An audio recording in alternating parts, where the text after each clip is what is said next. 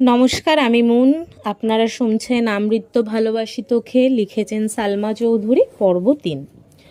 কোনো এক আশঙ্কায় আবিরের মাথায় চিনচিন ব্যথা অনুভব হয়। ভীতিতে রুদ্ধ হয় তার শ্বাস। বারান্দা দাঁড়িয়ে আনমনে কি যেন ভেবে যাচ্ছে আবির। দূরে ওই ৪টার দিকে তাকিয়ে আছে, চক্ষু যুগল এক মুহূর্তও যেন সরছে না, পল্লবও পড়ছে না একটিবার।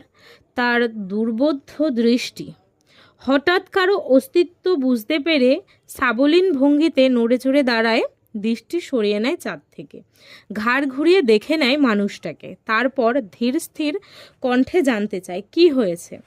তারবীর সরল মনে বলে, বড় আব্বু বুঝতে পেরে গেছে তুমি মারপিট করেছো, তাই তোমাকে সাবধান করতে বলেছে, যেন মারপিট আর রাজনীতিতে না জড়াও। আর কিছু? অবহেলায় প্রশ্নটা করলো আবির। না, তেমন কিছু না, ব্যবসার হাল ধরতে বলল। তানভীর উত্তর দিল। আবির বলল, আচ্ছা ঠিক আছে, আর কিছু বলবি? তানভীর বলল, ভাইয়া মাথা ঠান্ডা করো, তুমি বাদ দাও প্লিজ। আমি তোমাকে শুধু জানিয়েছিলাম বিষয়টা। তুমি যে এইভাবে দেশে চলে আসবে আর এইভাবে ঝামেলা হবে, এটা আমি ভাবতেই পারিনি। বুঝতে পারলে আমি আগে ভাগেই ব্যাপারটা সলভ করে ফেলতাম। আবির বলল, তুই আমায় বাদ দিতে বলছিস? বাহ। তানভীর বলল, আমি এইভাবে কিছু বলিনি ভাইয়া, যা হবার তো হয়েছে। তুমি যা করেছো এরপর আশা করি আর কিছু হবে না, তাই বলছিলাম ওই সব চিন্তা বাদ দিয়ে একটু রেস্ট নাও, অনেকটা জার্নি করে এসেছো। আবির বলল, আচ্ছা তুই এখন যা, এরপর থেকে আমার ব্যাপারে তোকে যেন কেউ কিছু না বলে, এটা সবাইকে বলে দিস। এত বছর বাইরে ছিলাম, এখন তো আমি বাড়িতে আছি, যার যা কথা সব যেন আমায় বলে সরাসরি। আর আগামীকাল 12টার আগে কেউ যেন আমায় ডাকতে না আসে। তানভীর বলল, আচ্ছা আসছি আমি। এতক্ষণে মেঘ ঢেকে গেছে চাঁদ। অসীম দূরত্বে তাকিয়ে কি যেন ভাবছে ছেলেটা। তারপর রুমে ঢুকে দরজা আটকে ব্যাগ থেকে একটা সিগারেট বার করে, বারান্দায় বসে সিগারেট জ্বালিয়ে ঠোঁটে ধরে। দৃষ্টি পড়ে দূরের গাছের পাতার ফাঁকে ল্যাম্পপোস্টের ক্ষুদ্র আলোর দিকে। তার নিচে 2-3টা কুকুর আপন মনে চিল্লাচিল্লি করছে। সিগারেটটা খাওয়াটা আবিরের নিত্যদিনের অভ্যাস না। যখন সে খুব রাগান্বিত বা চিন্তিত থাকে, বা যখন নিজেকে কন্ট্রোল করার সব শক্তি হারিয়ে ফেলে, তখন সিগারেটের ধোঁয়ার মধ্যে নিজের কষ্ট, রাগ, চিন্তা, অভিমানগুলোকে উড়িয়ে দেয়। সিগারেটে কয়েকটা টান দিয়ে সিগারেটটা ফেলে দেয়, তারপর টান টান হয়ে শুয়ে পড়ল নিজের বিছানায়। মাথার নিচে 2 হাত রেখে চোখ বুঝল। মেঘ মেঘ খাবার খেয়ে রুমে এসে 2-3 ঘন্টা টানা পড়াশুনো করলো। এইচএসসি পরীক্ষা শেষ হলো, 1 মাসও হয়নি, কিন্তু পড়াশুনোর যেন 3 গুণ বেড়ে গেছে। অ্যাডমিশন একটা মস্ত বড় যুদ্ধ, যার একমাত্র অস্ত্র হলো পড়াশুনো। তার সাথে অঙ্গাঅঙ্গিভাবে জড়িয়ে আছে ভাগ্য। এইচএসসির রেজাল্ট কবে দিবে ঠিক নাই, পাশ করবে কি না তাও জানা নাই, কিন্তু অনিশ্চিত ভবিষ্যতের জন্য প্রস্তুতি আগেভাগেই নিতে হচ্ছে। বয়সের তুলনায় মেয়েটা পড়াশোনায় একটু বেশিই এগিয়ে গেছে। 18 বছর বয়সে পা দিল, সবেমাত্র 2 মাস হয়েছে। তার মধ্যে এইচএসসি পরীক্ষা শেষ। কয়েক মাস পরে সে স্নাতক শিক্ষার্থী হতে চলেছে, ভাবতেই কেমন যেন নিজেকে বড় মনে হয় মেঘের। পড়াশোনা শেষ করে নিজের বিছানায় শুয়েছে, হাতে তার নতুন মোবাইল। কিন্তু করবে কি সে?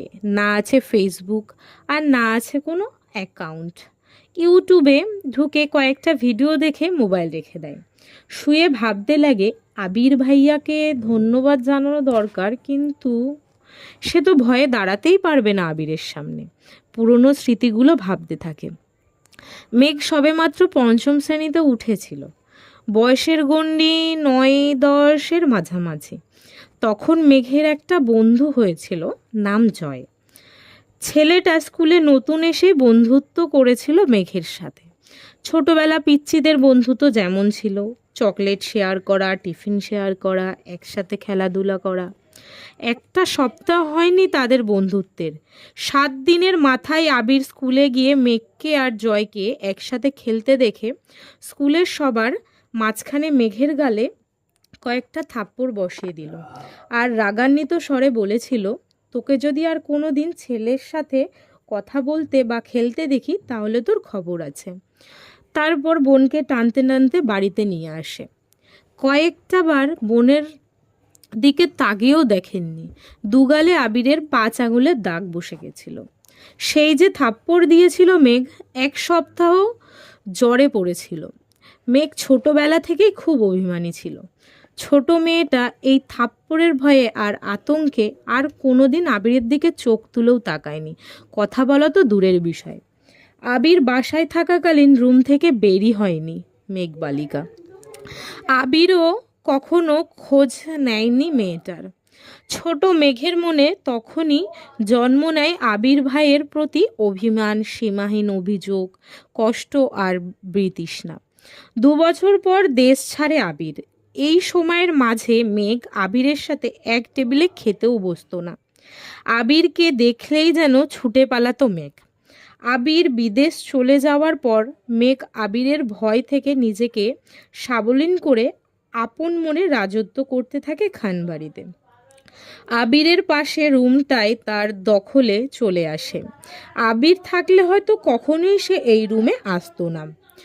বিদেশ যাওয়ার পর আবির সবার সাথে ভিডিও কলে কথা বলেছে, কিন্তু কথা হয়নি মেঘের সাথে। 2-1 বার মেঘের কথা জিজ্ঞেস করেছিল ঠিকই, কিন্তু মেঘ আতঙ্কে কথা বলতে চায়নি। এরপর থেকে আবিরও কখনো মেঘের কথা জিজ্ঞাসা করেনি। এত বছর পর ভাই ভারী এসেছে, এখনো দেখা হয়নি তার সাথে।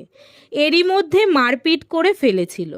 ছোটবেলায় অনুভূতি প্রকাশ না করতে পারলেও আজ আবিরের কর্মকাণ্ডের কথা শুনে মেঘের মনে একটা নামই ঘুরপাক খাচ্ছে, সেটা হলো হিটলার। হিটলারের সাথে আবিরের একটা মিল বা বেমিল তা বিবেচনা করার বিন্দু পরিমাণ ইচ্ছে নেই তার। মাথায় একটা চিন্তায় ঘুরছে, ধন্যবাদ জানানো উচিত, কিন্তু সে কি আদৌ কথা বলতে পারবে হিটলারের সাথে? এসব ভাবতে ভাবতে ঘুমিয়ে পড়ল সে।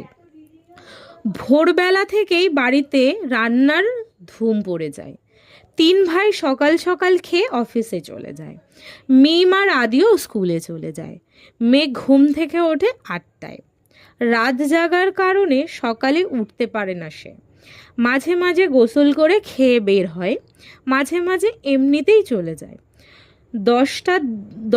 2টা পর্যন্ত বাহিরে কোচিংয়ের, তারপর টিউশন শেষ করে বাড়ি ফেরে। ফ্রেশ হয়ে খেয়ে একটু ঘুমায়। বিকালে একটু হই হুল্লোড় করে, তারপর পড়াশুনো করে। এই তার বর্তমান জীবন। আজও তার ব্যক্তিগত হলো না। খেয়ে কোচিংয়ের উদ্দেশ্যে বেরিয়ে পড়েছে। বাসার গাড়ি তাকে দিয়ে আসে, আবার কল দিলে নিয়ে আসে। ঠিকঠাক 12টায় ঘর থেকে বের হয়। আবির ধীর গতিতে নিচে আসে। চিন্তিত মুখ দেখে মা মালিয়া খান ভীতস্বরে ছেলেকে জিজ্ঞাসা করেন, কিছু হয়েছে তোর বাবা? আবির মুখের ভারী ভাব বজায় রেখে উত্তর দিলেন, কিছু হয়নি, খেতে দাও। ছোটবেলার চঞ্চলতার ছিটে ফোটাও নেই ছেলেটার মধ্যে, এটা ভেবেই বারবার হতাশ হচ্ছেন মালিয়া খান। হঠাৎ চোখ পড়ে ছেলের হাতে ব্যান্ডেজের দিকে। হাতটাও ফুলে গেছে অনেকটা। আবির খাবার খাচ্ছে আর তার মা শান্ত স্বরে ছেলেকে বোঝাচ্ছেন, এটা কারো না, সেটা কারো না, মনে হচ্ছে 5 বছরের শিশু সে। আগুন পানি চিনে না। যদিও বাবা মায়ের কাছে সন্তানরা সারা জীবন শিশুই থাকে। খাওয়া শেষে মায়ের থেকে বিদায় নিয়ে বের হয়ে যায় আবির। মেঘ বাড়ি ফিরেছে 1 ঘন্টা হবে। শাওয়ার নিয়ে নিচে এসেছে খেতে। খাওয়া শেষ। তানভীর রুম থেকে ছুটে এসে জিজ্ঞাসা করে, বড় আম্মু, ভাইয়া কোথায়? আতকে ওঠেন মালিয়া খান। ও তো 2-3 ঘন্টা আগেই খেয়ে বের হয়েছে। কেন? ইস, মিস করে ফেললাম। মালিয়া খান, কি হয়েছে বাবা? মেঘ নীরবে তাকিয়ে ভাই আর বড় আম্মুর কথোপকথন শুনছে আর বোঝার চেষ্টা করছে ঘটনাটা কি। তানভীর ভাইকে কল দিয়ে জিজ্ঞেস করে, কোথায় আছো? আবির কি যেন বলল শোনা যায়নি, তানভীরের চোখে মুখে উত্তেজনা স্পষ্ট। বড় আম্মু, কাকিমণি, বাইরে বাইরে চলো। কেউ প্রশ্ন করার আগেই তানভীর ছুটে গেল বাহিরে। তার পিছন পিছন মাদি, মা, কাকিমা সবাই দরজা পর্যন্ত গেল। সবার পিছনে মেঘও গেল সেখানে। এরই মধ্যে বাইকে বাড়ি ঢুকলো আবিল। নীল রঙের চকচকে একটা সুন্দর বাইক, হেলমেটটাও নীল। হেলমেট খুলতে খুলতে তাকায় বাড়ির মানুষের দিকে। মেঘ অপলক দৃষ্টিতে তাকিয়ে আছে। সেই কবে দেখেছিল আবিরকে, সেই আবিরের সাথে এই আবিরের চেহারার কোনো মিল নেই। হেডফোন খোলাতে চুলগুলো এলোমেলো হয়ে গেছে আবিরের।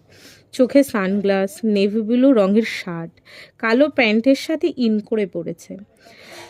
হাতে কালো ফিতার একটা ঘড়ি, পাশে শু জুতো। আপাতমস্তক দেখলো আবিরের। হৃৎপিণ্ডের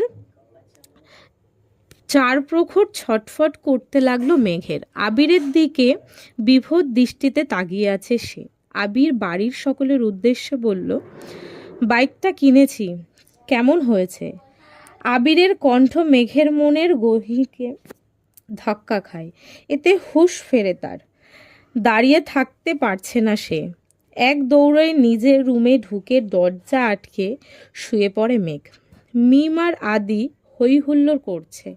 আবির ভাইয়ার কাছে আবদার করছে ওদের বাইক নিয়ে ঘোরার জন্য। মালিয়া খাল ছেলের পানে তাকিয়ে প্রশ্ন করলেন, বাসায় 3-4টা গাড়ি থাকার পরও বাইক কেন কিনলে? আমার গাড়িতে চলাচল করতে ভালো লাগে না, অবলীলায় উত্তর দিল আবির। পিচ্চিরা খুশি হলেও খুশি হতে পারেননি মালিহা খান, হালিমা খান আর আকলিমা খান। কারণ এই বাড়িতে বাইক ব্যবহার নিষেধ করেছেন স্বয়ং আলী আহমেদ খান নিজেই।